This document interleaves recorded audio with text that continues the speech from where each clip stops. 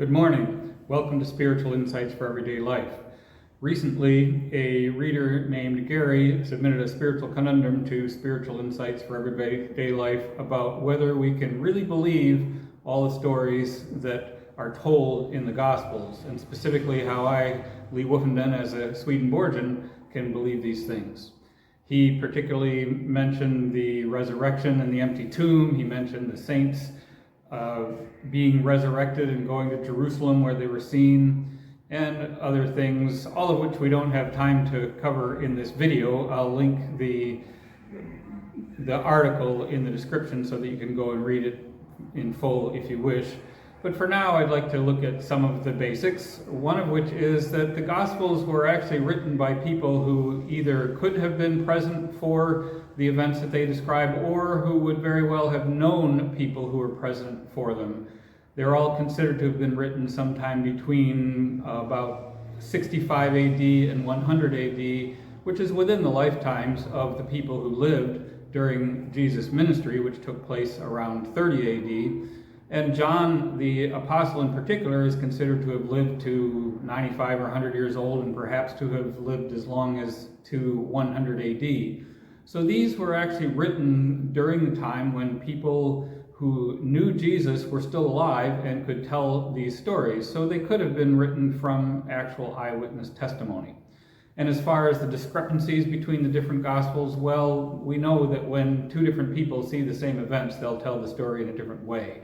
So the fact that there are some differences, instead of casting doubt on the Gospels, actually gives them a little more authenticity, because it sounds more like the differing accounts of people who were there and told the story in a different way. Plus, the different Gospels were aimed at different groups of people, which I go into a little bit more in the article. But from a Swedenborgian perspective, the biggest issue is that these are really stories about God and spirit, not about history and biography. The history and biography are there in order to, in a sense, give a skeleton or a framework for the spiritual meaning and the spiritual message, which is about God coming to earth as Jesus Christ and bringing about our redemption and our salvation.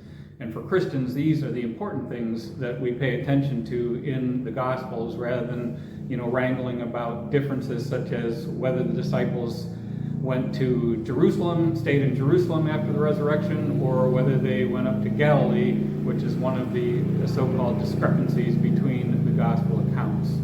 So these outward inconsistencies all have a deeper spiritual meaning that talk about different parts of ourselves or different stages of our spiritual rebirth process, what Jesus calls being born again.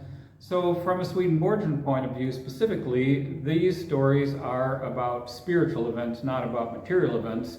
And if they don't all record the material events exactly the same way, that's because they all have different spiritual meanings that sort of angle in on the truth of our relationship with God and of our process of being spiritually reborn, so that we can become angels of heaven.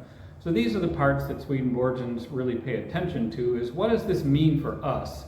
And Christians generally don't get too worried about these discrepancies, because the message of eternal life is much more important than whether the stories are historically or biographically accurate. Skeptics, of course, focus very much on these aspects of the story because that's where their mind is. They're focused on external things, on material things. And if the things don't materially work out in their mind, then that must mean that they're not true and that these are just made-up accounts. But for those who look at it from a deeper, more spiritual perspective, these discrepancies are just trivialities. They don't really matter at all, because the most important thing is the message that these four Gospels are delivering, each with its own voice and each with its own slightly different version of the story.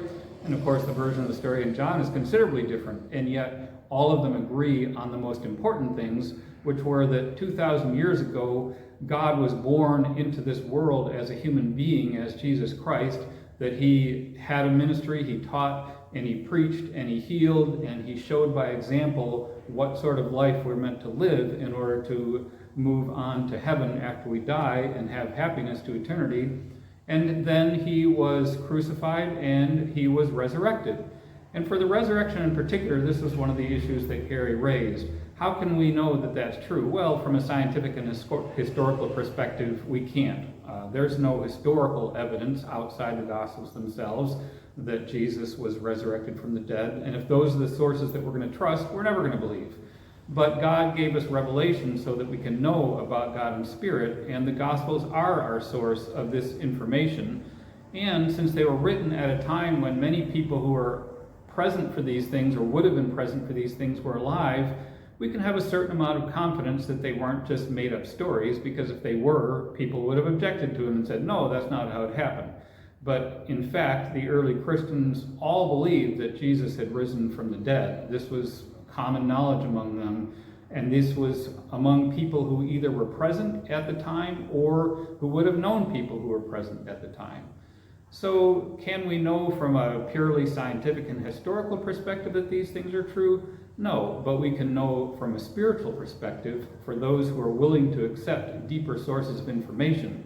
And one of the intriguing things Gary brought up in his conundrum that he submitted to Spiritual Insights for Everyday Life was that really the things that are most important to us are the immaterial things, that we are really immaterial beings. We pay more attention to our relationships and to our thoughts and to our feelings than we do to our physical surroundings, such that somebody can live in a mansion but be miserable because they have bad relationships or they're alone, or they can live in a glorified shack and they can be happy because they have friends and family and they live in a community that they enjoy.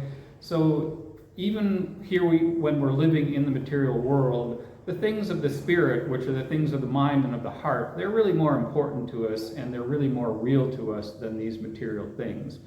And if we take that as an understanding, if we look at things from that perspective, then the important things in the gospel are the message that they give about our relationship with God, our relationships with one another, the way that we live in order to be a good person and to be in happy and healthy relationships with each other and to build the kind of life that leads us to heaven.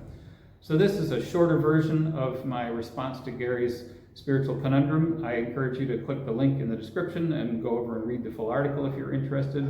And meanwhile, I wish you Godspeed on your spiritual journey.